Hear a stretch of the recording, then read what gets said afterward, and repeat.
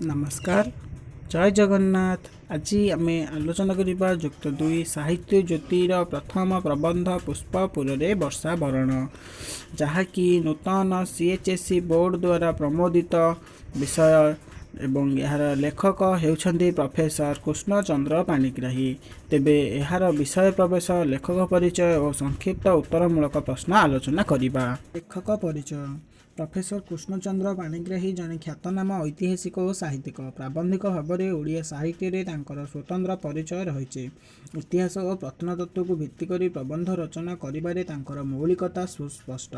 Professor पाणिग्राहींकर Saraswat सृष्टिगुड़िक तथ्ययुक्त और विश्लेषणात्मक वास्तवता और कल्पनार समन्वय कृष्णचंद्र प्रबंध को अधिक सुपाठ्य करिछि।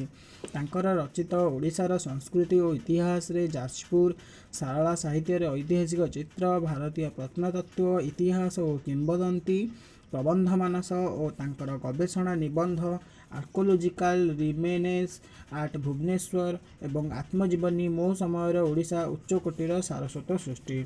ऐतिहासिक कृष्णचंद्र पाणिग्राही मयूरभंज जिलार खिचिंग ठारे जन्मग्रहण करथिले। प्रोफेसर पाणिग्राही भारत सरकार द्वारा पद्मश्री उपाधि और मो समय ओडिशा पई ओडिया साहित्य एकाडेमी पुरस्कार पाइछन्ति। विषय प्रवेश। ऐतिहासिक कृष्णचंद्र पाणिग्राही जड़े जातीयवादी प्राबंधिक साहित्य रे वर्षावरण एक सुप्राचीन परंपरा। महाकवि कालिदास वर्ष को दूत करी प्रणयिनी निकट को पठाई।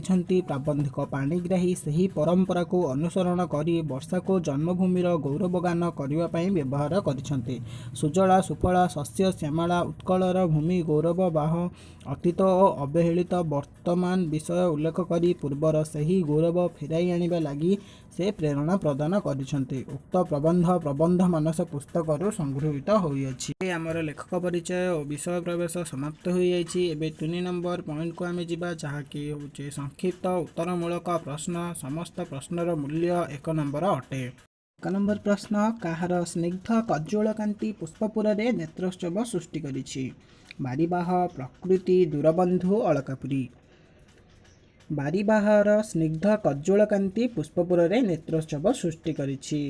2 नंबर प्रश्न काहाकू दूरबंधु बोली प्राबंधिक संबोधन करिसेंति। पुष्पपुर बारीबाह बातायन श्यामल पृथ्वी। बारीबाह को दूरबंधु बोली प्राबंधिक संबोधन करिसेंति। व्यक्ति ठारू किए बड़ बोली लेखक घन को प्रश्न करिसेंति।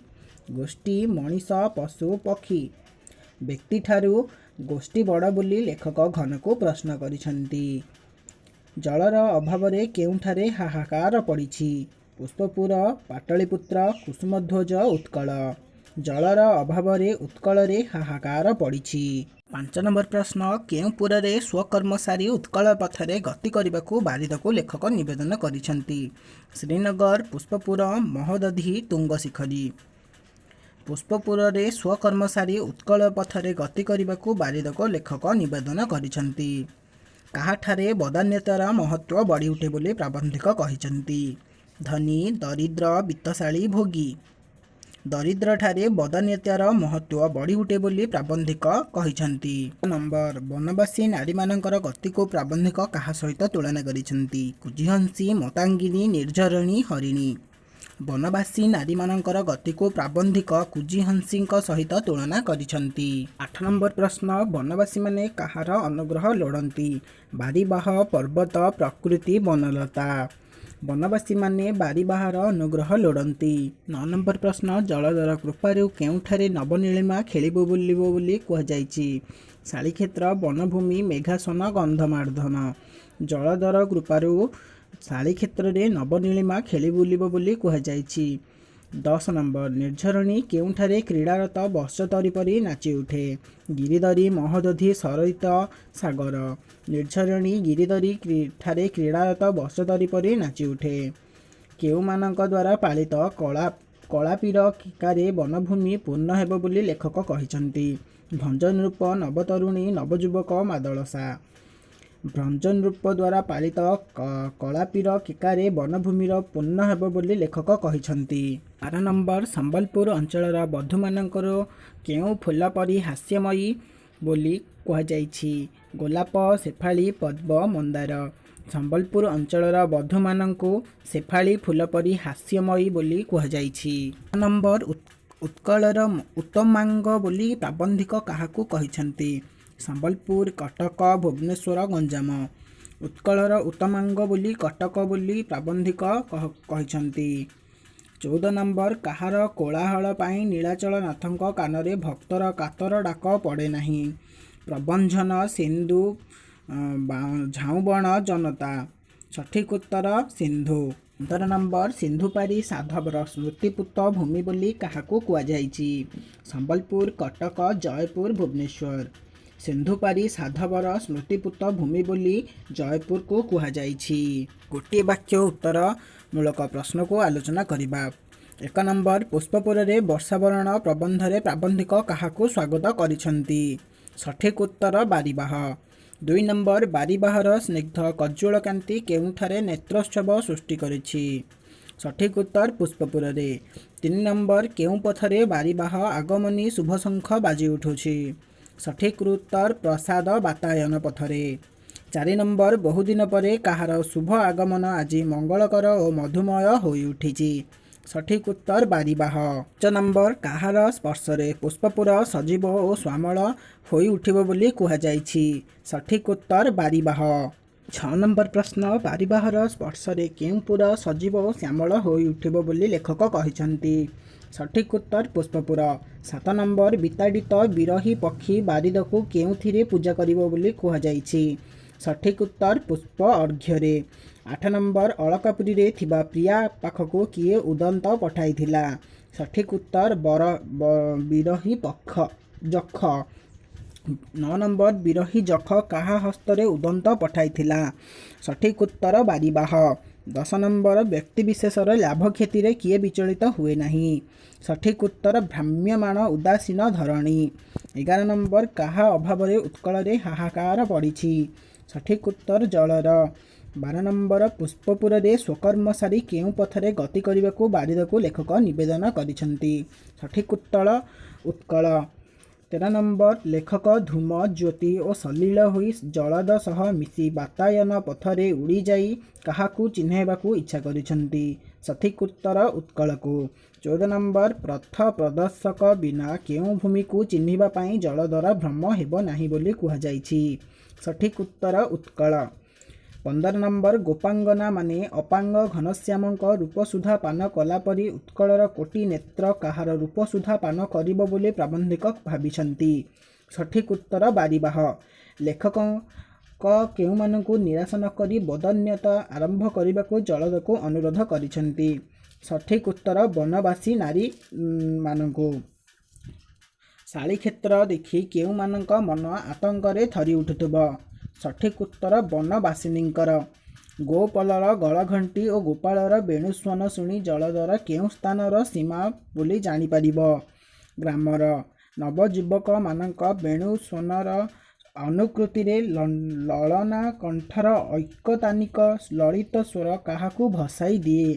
ବନଭୂମିକୁ। ଉତ୍କଳୀୟ ଲଳନାଙ୍କର ଗତିକୁ କାହା ସହିତ ତୁଳନା କରାଯାଇଅଛି? ନିର୍ଝରିଣୀ। କିଏ ମଦଳସା ହୋଇ ମତାଙ୍ଗିନୀ ପରି ଚାଲନ୍ତି ନାହିଁ? ସଠିକ୍ ଉତ୍ତର ବନବାସୀ ନାରୀ। ବନବାସୀମାନଙ୍କର କାହାର ଅନୁଗ୍ରହ ଆବଶ୍ୟକ? ଉତ୍ତର ବାରିବାହ। ଜଳକୁ ଅବିରତ ବାରିପାତ କରିବାକୁ ଲେଖକ କାହିଁକି ନିବେଦନ କରିଛନ୍ତି? କାରଣ ଶୁଷ୍କ ବନଭୂମିକୁ ଉଜ୍ଜ୍ୱଳ ଏବଂ ଶ୍ୟାମଳ କରିବା ପାଇଁ। ଜଳଦର କୃପା ହେଲେ ଶାଳିକ୍ଷେତ୍ରରେ କ'ଣ ଖେଳି ବୁଲିବ ବୋଲି ଲେଖକ କହିଛନ୍ତି? ସଠିକ୍ ଉତ୍ତର ନବନୀଳିମା। ଜଳଦର କୃପା ହେଲେ ନିର୍ଝରିଣୀ କେଉଁଠାରେ କେଉଁପରି ନାଚି ଉଠିବ ବୋଲି କୁହାଯାଇଛି? ଜଳଦର କୃପା ହେଲେ ନିର୍ଝରିଣୀ ଗିରିଦରୀରେ କ୍ରୀଡ଼ାରତ ବତ୍ସତରୀ ପରି ନାଚି ଉଠିବ ବୋଲି କୁହାଯାଇଛି। କଦମ୍ବ ପୁଲକରେ କ'ଣ ହୋଇ ଉଠିବ ବୋଲି କୁହାଯାଇଛି?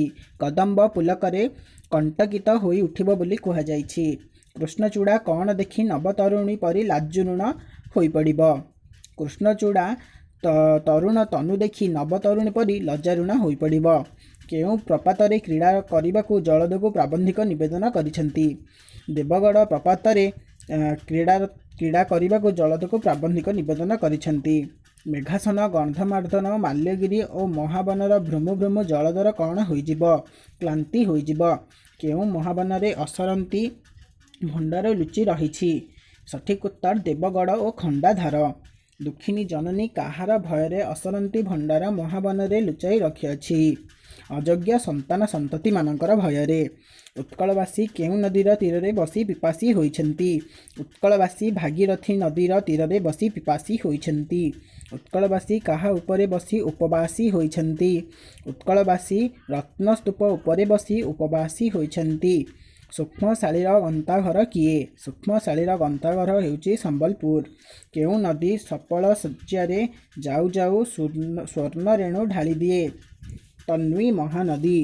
କେଉଁ ଅଞ୍ଚଳର ନାରୀମାନଙ୍କୁ ଦୁଃଖ ଦୈନ୍ୟରେ ମଧ୍ୟ ବିଷାଦ କାଳିମା ଛୁଏ ନାହିଁ? ସମ୍ବଲପୁରର ନରନାରୀମାନଙ୍କୁ। ଉତ୍କଳର ଉତ୍ତମାଙ୍ଗ ବୋଲି ଲେଖକ କାହାକୁ କହିଛନ୍ତି? ସଠିକ୍ ଉତ୍ତର କଟକ। ଗର୍ବିତ ଗଜପତିର ରାଜଧାନୀ ବୋଲି କାହାକୁ କୁହାଯାଇଛି? ସଠିକ୍ ଉତ୍ତର କଟକ। କେଉଁଠାରୁ ଅଜୟ ବାହିନୀ ଝଟିକା ବେଗରେ ଦୁର୍ଗରୁ ଦୁର୍ଗାନ୍ତରକୁ ଗତି କରି ଚାଲିଥିଲେ? ସଠିକ୍ ଉତ୍ତର କଟକ। କେଉଁ କଟକର ସ୍ମୃତି ଆଜି ମୂର୍ତ୍ତିକାରେ ଅବଲୁପ୍ତ? ସ୍ମୃତିପୁତ ବିଡ଼ାନାସୀ କଟକର। ବାରବାଟୀର ସ୍ଖଳିତ ପ୍ରସ୍ତରରେ କ'ଣ ଆଜି ଯାଏ ଲାଗି ରହିଛି? କୀର୍ତ୍ତି ଓ ସ୍ମୃତି। କେଉଁ ରାଜାଙ୍କ ମହାକୀର୍ତ୍ତି ଚିତ୍ରୋତ୍ପଳର ମେଖଳା ପରି ଦିଶୁଛି? ମର୍କତ କେଶରୀ ରାଜାଙ୍କର। କେଉଁଠାରେ ଉତ୍କଳର କବି ଜ୍ଞାନୀ ଗୁଣୀ ଓ କର୍ମୀ ଉଜାଗର ରହି ଜ୍ଞାନଦୀପ ଜାଳିଥିଲେ? କଟକଠାରେ। କାହାକୁ ସ୍ମୃତିର ଶ୍ମଶାନ ବୋଲି କୁହାଯାଇଛି? କୋଣାର୍କକୁ ସ୍ମୃତିର ଶ୍ମଶାନ ବୋଲି କୁହାଯାଇଛି। କିଏ ଉତ୍କଳ ଭୂମିର ମାନଦଣ୍ଡ ପରି ଦଣ୍ଡାୟମାନ ବୋଲି ଲେଖକ କହିଛନ୍ତି? କୋଣାର୍କ ଉତ୍କଳ ଭୂମିର ମାନଦଣ୍ଡ ପରି ଦଣ୍ଡାୟମାନ ବୋଲି ଲେଖକ କହିଛନ୍ତି। ବାରିବାହ ବେଳାଭୂମିର ଶ୍ୟାମଳ ପଥରେ ଯିବାବେଳେ କେଉଁମାନେ ତା'ର ସ୍ୱାଗତ ପାଇଁ ବାହାରି ଆସିବେ ବୋଲି କୁହାଯାଇଛି? ପଲ୍ଲୀବାଳାମାନେ। ଲେଖକ କାହାକୁ ଭୁବନ ମୋହନ ବୋଲି କହିଛନ୍ତି? ଲେଖକ କୋଣାର୍କକୁ ଭୁବନ ମୋହନ ବୋଲି କହିଛନ୍ତି। କିଏ ମ୍ଳାନ ଓ ଛିନ୍ନ ହୋଇ ବିଜନ ବେଳାରେ ପଡ଼ି ରହିଛି? କୋଣାର୍କ ମ୍ଳାନ ଓ ଛିନ୍ନ ହୋଇ ବିଜନ ବେଳାରେ ପଡ଼ି ରହିଅଛି। କାହାକୁ ସ୍ୱର୍ଗାଚ୍ୟୁତ ପାରିଜାତ ବୋଲି କୁହାଯାଇଛି? କୋଣାର୍କକୁ ସ୍ୱର୍ଗାଚ୍ୟୁତ ପାରିଜାତ ବୋଲି କୁହାଯାଇଛି। କିଏ ଦୃପ୍ତ ଓ ଗର୍ବିତ ଜାତିର ପରାକ୍ରମର ପ୍ରତୀକ? କୋଣାର୍କ ହେଉଛି ଦୃପ୍ତ ଓ ଗର୍ବିତ ଜାତିର ପରାକ୍ରମର ପ୍ରତୀକ। କାହାକୁ ମହାମନ୍ଦିର ବୋଲି କୁହାଯାଇଛି? କୋଣାର୍କକୁ ମହାମନ୍ଦିର ବୋଲି କୁହାଯାଇଛି। ଘନ ଅତୀତର ମ୍ଳାନ ଶ୍ମଶାନ ବୋଲି ଲେଖକ କାହାକୁ ଅଭିହିତ କରିଛନ୍ତି? ଘନ ଅତୀତର ମ୍ଳାନ ଶ୍ମଶାନ ବୋଲି ଲେଖକ କୋଣାର୍କକୁ ଅଭିହିତ କରିଛନ୍ତି। ନୀଳାଚଳ ପଥରେ ଯାଉ ଯାଉ କାହାର ଧବଳତ ସଦନଠାରେ ନବଘନ କ୍ଷଣକାଳ ସ୍ତମ୍ଭିତ ହୋଇ ରହିଯିବାକୁ ଲେଖକ ଘନକୁ ଅନୁରୋଧ କରିଛନ୍ତି। ତାହା ହେଉଛି ସାକ୍ଷୀଗୋପାଳ। ସାକ୍ଷୀଗୋପାଳରେ କିଏ ଉନ୍ନତ ଉତ୍କଳର ସ୍ୱପ୍ନ ଦେଖିଥିଲେ? ଗୋପବନ୍ଧୁ ଦାସ। କାହାକୁ ଉତ୍କଳର ମହାନିଶାରେ ଧ୍ରୁବଜ୍ୟୋତି ବୋଲି କୁହାଯାଇଛି? ଗୋପବନ୍ଧୁ ଦାସଙ୍କୁ। କାହାକୁ ଦଧିଚି ବୋଲି ଲେଖକ ଅଭିହିତ କରିଛନ୍ତି? ଗୋପବନ୍ଧୁ ଦାସଙ୍କୁ। ଉତ୍କଳ କମଳର କେଶରୀ କିଏ? ନୀଳାଚଳ ଧାମ। କିଏ ଉତ୍କଳର ଇତିହାସ ଅଟନ୍ତି? ପ୍ରଭୁ ଜଗନ୍ନାଥ ଉତ୍କଳର ଇତିହାସ ଅଟନ୍ତି। କେଉଁମାନଙ୍କୁ ଦକ୍ଷିଣାଶା ପଥ ପ୍ରହରୀ ବୋଲି କୁହାଯାଇଛି? ଗଞ୍ଜାମ ଓ ଜୟପୁରର ବାସୀମାନଙ୍କୁ ଦକ୍ଷିଣାଶା ପଥ ପ୍ରହରୀ ବୋଲି କୁହାଯାଇଛି। ତେବେ ମୋର ନେକ୍ସଟ ଭିଡ଼ିଓରେ ଆମେ ଆଲୋଚନା କରିବା ଆମର ସାହିତ୍ୟ ବହିର ପ୍ରଥମ କବିତା ବଡ଼ପଣ। ତ ଯଦି ମୋ ଭିଡ଼ିଓଟି ଭଲ ଲାଗୁଛି ତେବେ ଲାଇକ୍ ସେୟାର ଆଉ ସବସ୍କ୍ରାଇବ୍ କରିଦିଅନ୍ତୁ। ତ ଆଜି ପାଇଁ ଏତିକି ରହୁଛି। ଧନ୍ୟବାଦ। ଜୟ ଜଗନ୍ନାଥ।